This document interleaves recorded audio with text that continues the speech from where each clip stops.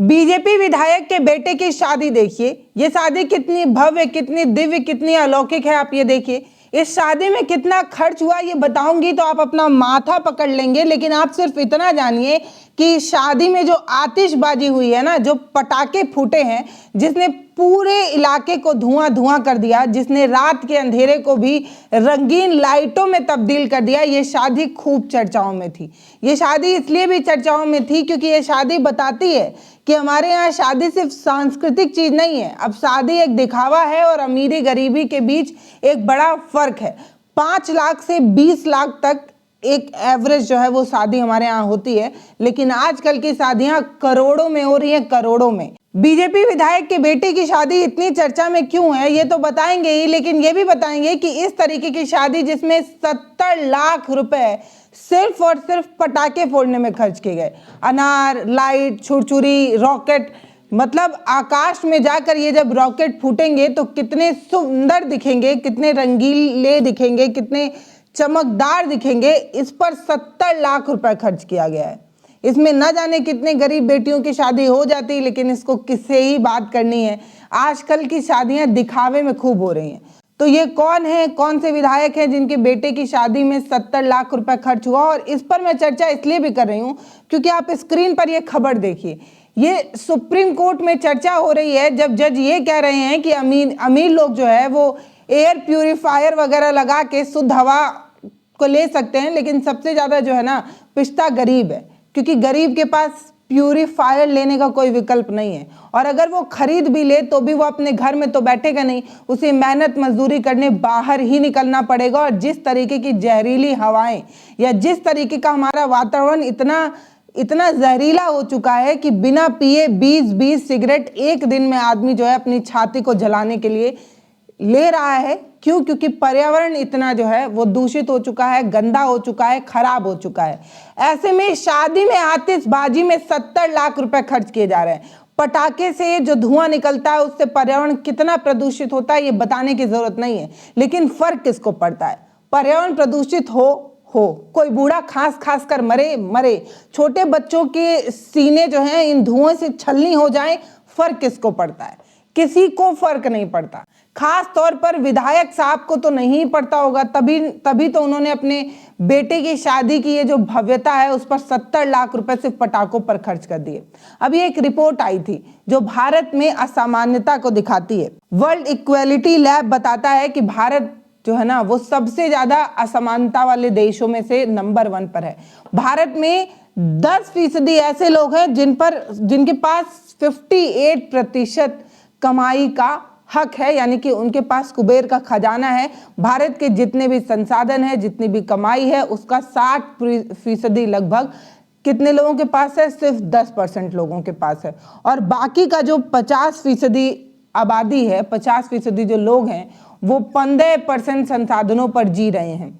ये जो भेद है ना, ये हमारे यहाँ जो असमानता है उसको दिखाता है। कोई पानी पर लाखों खर्च कर रहा है और किसी को 1 जून की रोटी नहीं मिल पा रही है। किसी के एक टाइम के पानी पर जो है वो इतना पैसा खर्च होता है जो हम बता नहीं सकते। एक बोतल का पानी जो है वो 30-30 हजार, 50-50 हजार रुपए तक का भी आता है। और एक सच्चाई ये भी है कि गंदे पानी पीने से बच्चे मर रहे हैं, उन्हें हैजा, कैलरा और न जाने कौन कौन सी बीमारियां हो रही हैं। तो ये जो असमानता है ना वो बताता है कि भारत कितने तरीके के भेदभाव में जी रहा है। अभी तक हम जाति के आधार पर भेदभाव जानते थे, वो पंडित हैं, वो ब्राह्मण हैं, वो क्षत्रिय हैं, वो वैश्य हैं, वो शूद्र हैं, वो इसके अलावा हम धर्म के आधार पर भेदभाव जानते थे, हम हिंदू हैं, वो मुस्लिम है, वो सिख है, वो बौद्ध है, वो जैन है। लेकिन एक जो भेद है ना उस पर चर्चा नहीं होती। ये भेद है अमीरी और गरीबी का भेद।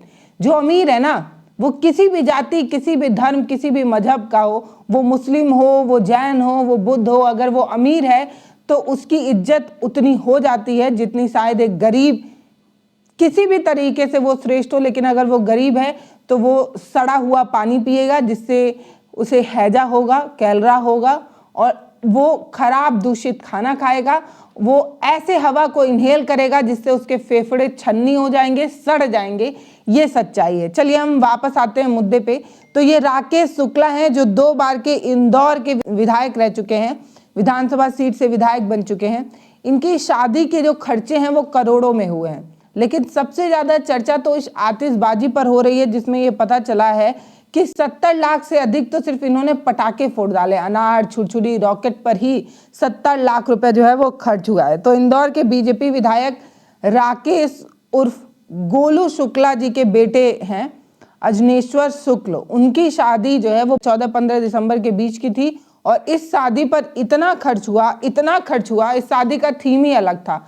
अलग अलग जगह पर भगवान की तस्वीरें लगाकर इसे जो है वो पूरी तरीके से भारतीय सभ्यता और संस्कृति में बनाने की कोशिश थी। जो स्टेज बना था वो भी कितना दिव्य लग रहा था। भगवान शंकर जी जो है वो स्टेज के ऊपर विराजमान थे और रॉकेट की लाइटें और जो चमकीली लाइटें जल रही थी, ऐसा लग रहा था कि सामने से भगवान खुद ही आशीर्वाद दे रहे हैं इस कपल को। ऐसा इतना भव्य और इतना दिव्य दिख रहा था। आप देख भी रहे होंगे कि हमने स्क्रीन पर लगातार इस शादी के विजुअल चलाए। ये शादी इसलिए भी खास थी क्योंकि ये शादी जितनी ज्यादा खर्चीली थी, उस शादी में आए मेहमान उससे भी ज्यादा चर्चाओं में थे। इस शादी में मध्य प्रदेश के मुख्यमंत्री खुद पहुंचे थे और उनके साथ साथ कई वीवीआईपीओ का भी आना जाना था। तो ये जो राकेश उर्फ गोलू जी हैं, जो एमपी के सबसे अमीर विधायकों में से एक हैं, इंदौर के सबसे बड़े बिजनेसमैन हैं। इनकी बिल्डिंग मटेरियल से लेकर क्रेन का जो है इनका व्यापार है। इसके अलावा इनकी पत्नी जो है उनके पास भी पेट्रोल पंप वगैरह है। तो ये पूरा परिवार जो है काफ़ी संपत्ति वाला है, काफ़ी पैसे वाला है।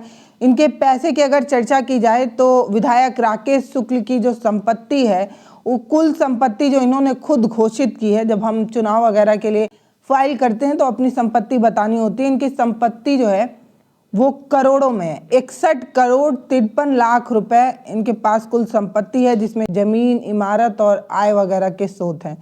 इनके पास जो है 5 फॉर्च्यूनर गाड़ी, इसके अलावा 8 क्रेन और कई हथियार भी इनके पास जो हैं वो हैं। इतना ही नहीं, ये परिवार सिर्फ इसलिए भी चर्चाओं में नहीं है, इस परिवार के सुपुत्र लोग और भी कई वजहों से चर्चाओं में रहे हैं। ये भव्य और दिव्य शादी के बाद इन्होंने इंदौर के गणेश मंदिर में जो प्रतिबंधित इलाका था, उस गर्भगृह में जाकर इन्होंने अपनी पत्नी को फिर से जो है वो जयमाला पहनाई थी और वो भी चर्चाओं में आया था कि शादी पर चर्चा हुई, इतनी भव्य दिव्य शादी हुई। इसके बाद मंदिर का वो गर्भगृह जो कोविड के समय से ही बंद था, वहाँ पर भी ना सिर्फ ये गए बल्कि इन्होंने जो है वो जयमाला वगैरह फिर वहाँ पर किया था। इस वजह से भी ये चर्चाओं में आए थे।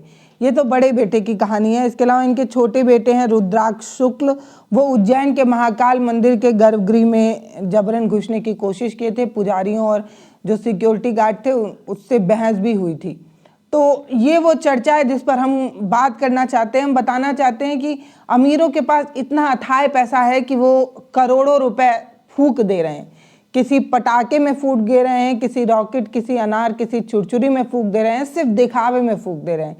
जबकि भारत में आज भी बहुत से ऐसे बच्चे हैं जो भूखे मर रहे हैं।